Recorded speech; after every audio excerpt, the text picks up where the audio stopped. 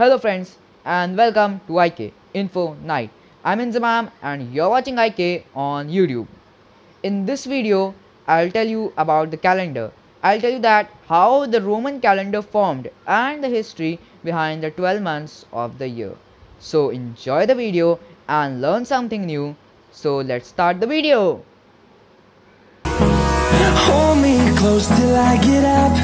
Time is barely on our side. I don't wanna waste what's left. So first in this video, we will understand about the calendar. We'll understand that what is a calendar. A calendar is a system of organizing days for social, religious, commercial or administrative purposes. This is done by giving names to periods of time, typically days, weeks, months and years. A date is the designation of a single specific day within such a system. A calendar is also a physical record, often paper, of such a system. A calendar can also mean a list of planned events, such as a court calendar or a partly or fully chronological list of documents, such as a calendar of wills. Periods in a calendar, such as years and months, are usually, though not necessarily, synchronized with the cycle of the sun or the moon. The most common type of pre-modern calendar was the lunisolar calendar, a lunar calendar that occasionally adds one intercalary month to remain synchronized with the solar year over the long term. Then moving forward in this video, we will understand about the etymology behind the word calendar, which means that from where the word calendar has derived in English. The term calendar is taken from calendae, the term for the first day of the month in the Roman calendar, related to the verb calere, to call out, referring to the calling of the new moon when it was first seen. Latin calendarium meant account book register, as accounts were settled and debts were collected on the calends of each month. The Latin term was adopted in Old French as calendar and from there in Middle English as calendar by the 13th century.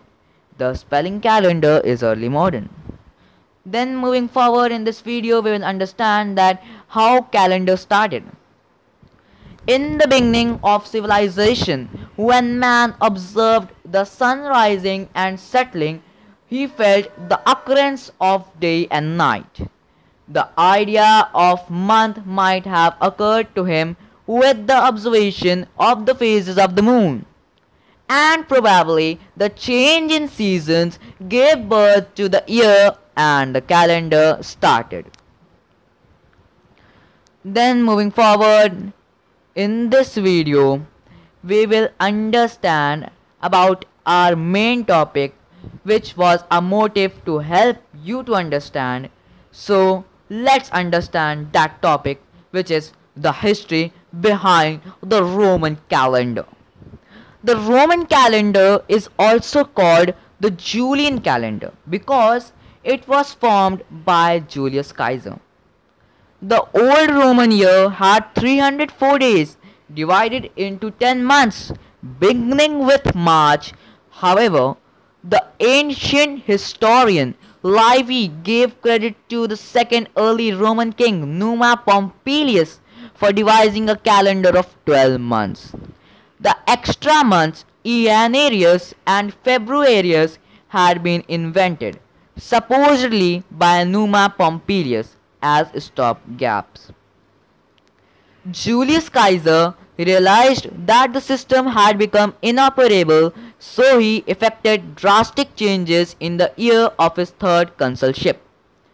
The new year in 709 AUC began on 1st January and ran over 365 days until 31st December.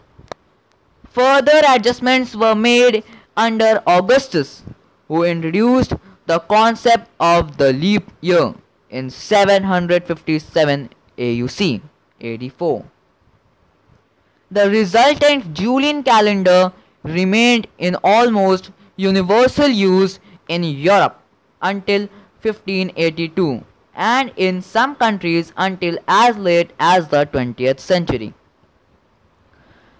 Marcus Terentius Varro introduced the Ab Urbe Condita epoch, assuming a foundation of Rome in 753 BC. The system remained in use during the early Middle Ages until the widespread adoption of the Dionysian era in the Carolingian period. In the Roman Empire, the AUC year could be used alongside the conciliar year, so that the consulship of Quintus Fufius Calenus and Publius Vantinus could be determined as 707 AUC or 47 BC. The third consulship of Caius Julius Caesar with Marcus Aemilius Lepidus as 708 AUC or 46 BC, and the fourth consulship of Gallius Julius Caesar as 709 AUC or 45 BC. Then moving forward in this video, we'll understand our second motive of this video to help you to understand about the history behind the names of the year. So let's understand this also. You know that there are 12 months in a year, which are January, February, March, April, May, June, July, August, September, October, November and December. The names of these months were a history. They were named after something. So let's understand that on what the names are named. So January originates from Janus, the name of Roman god. The Romans think that this god has two faces, one for seeing the future and the other one for seeing the past. February is named after the Roman festival Februo. March is named after Mars, the Roman god of war. April is named after the word aprire, which means to open. May is named after the Roman goddess Maya. Then June is named after Juno, the queen of heavens. Then July is named after Julius Caesar, who was born in this month. He was the man who contributed the most to the calendar, and you know that he was the founder of the Roman calendar. August is named after King Augustus, who won many battles in this month. September originates from the word septem, meaning seventh. This was the seventh month in the Roman calendar. October originates from the word octo, meaning 8. In the Roman calendar, it was the 8th month. November originates from novem, which means 9. This was the 9th month in the Roman calendar. December originates from decem, meaning 10. This was the 10th month in the Roman calendar. So here we know that from where the words are formed. Then moving forward to the Gregorian calendar, which is the calendar that we use in the daily life. The Gregorian calendar is the de facto international standard and is used almost everywhere in the world for civil purposes. It is a purely solar calendar with a cycle of leap days in a 400-year cycle, designed to keep the duration of the year aligned with the solar year. Each Gregorian year has either 365 or 366 days, the leap day being inserted as 29 February, amounting to an average Gregorian year of 365.2425 days compared to a solar year of 365.2422 days.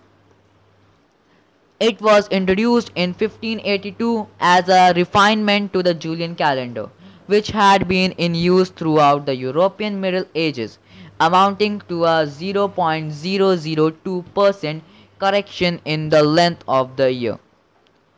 During the early modern period, however, its adoption was mostly limited to Roman Catholic nations, but by the 19th century it became widely adopted worldwide for the sake of convenience in international trade.